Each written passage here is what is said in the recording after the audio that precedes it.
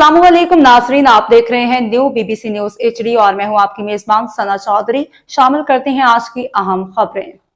नौशहरा से हमारा bureau chief फरूर Abrar की रिपोर्ट के मुताबिक डिप्टी कमिश्नर नौशहरा गौहर जमान वजीर की हदायत पर assistant commissioner Pabbi Maryam Hameed, motorway police, NHA और DMA की अफसरान की निगरानी में पवी बाजार के सर्विस रोड पर तजावजात के खिलाफ बड़े पैमाने पर ऑपरेशन किया गया।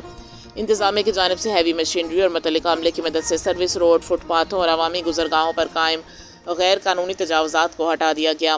इस मौके पर असिस्टेंट कमिश्नर पवी मरियम हमीद ने कहा कि अवामी सहूलत, ट्रैफिक की रवानी और बाजार में नज़्म व ज़ब्त बरकरार रखने के लिए तजावजात के खिलाफ कार्रवाइयाँ जारी रहेंगी और किसी को भी सरकारी अराजी पर गैर कानूनी कब्जे की इजाज़त नहीं दी जाएगी। ऑपरेशन के दौरान दुकानदारों को वार्निंग दी गई कि वो अपनी अशिया दुकानों की हदूद में रखें और सड़कों और फुटपाथों पर सामान रखने से गुरेज करें।